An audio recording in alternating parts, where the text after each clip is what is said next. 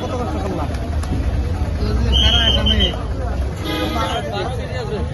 কি মাছ হয়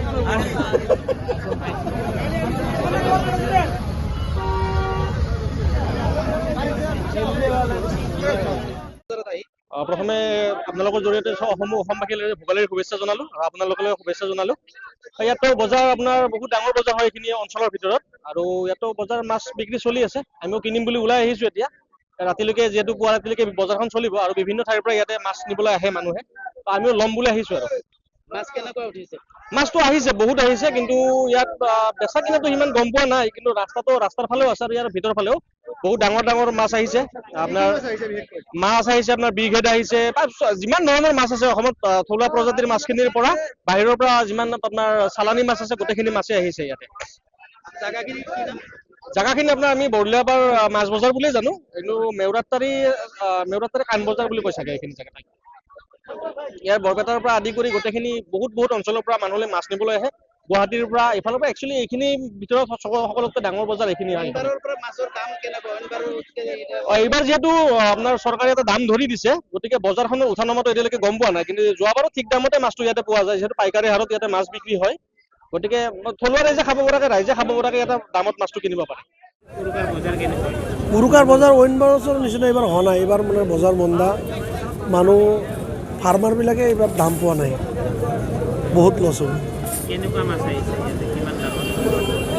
বিভিন্ন প্ৰজাতিৰ মাছ আহিছে, ভকুৱা, আৰি, চিতল, বৰালি, কিন্তু অইন বাৰত দামটো অলপ কম।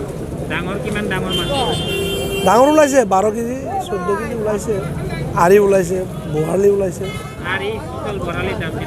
আৰি মানে 1200 টকা গৈছে, চিতল 800 টকা গৈছে, আৰু বৰালি 1000 টকা গৈছে।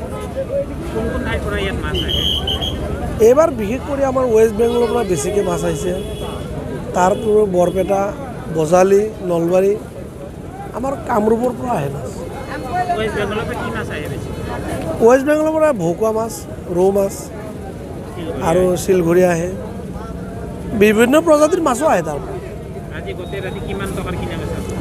প্ৰায় 1-1.5 কোটি টকাৰ মাছ বেচা কিনি হ'ব। আমাৰ এখন কানবাৰী মেউৰাটাৰী ডাঙৰ মাছৰ বজাৰ। ইয়াত বহুত ধৰণৰ মাছ আহে, আৰু আমাৰ মই সভাপতি আৰু মই ছেক্ৰেটাৰী মকছুদুল ইছলাম ছেক্ৰেটাৰী, আমাৰ নেতৃত্বত ইয়াতে বৰ্তমান 20টামান ছিট আছে। আমি সকলোৱে মিলিজুলি ইয়াত মাছৰ ব্যৱসায় কৰি আছোঁ।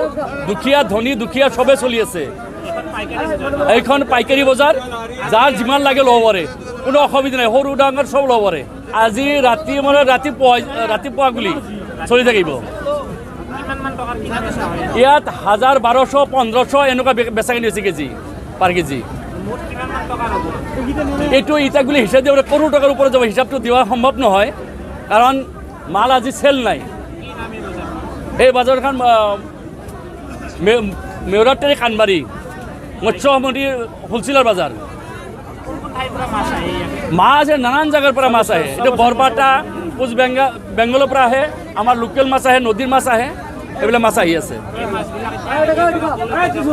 এইটো গুৱাহাটী যাব, জেগাই বেপাৰী লৈ যাব, বেপাৰী খৰিদ কৰিছে আমাৰ পৰা, জেগাই লৈ যাব মাছকেইটা। খুচৰা বজাৰ বিক্ৰী হ'ব। আৰি 1600, 1700, চিতাল 1200, 1300, 1500 এনেকৈ বিক্ৰী হৈছে ডাঙৰবিলাক। 8 কেজি 9 কেজি, আৰিও সেনেকুৱা 6 কেজি 7 কেজি 10 কেজি এনেকুৱা বিক্ৰী হৈ আছে।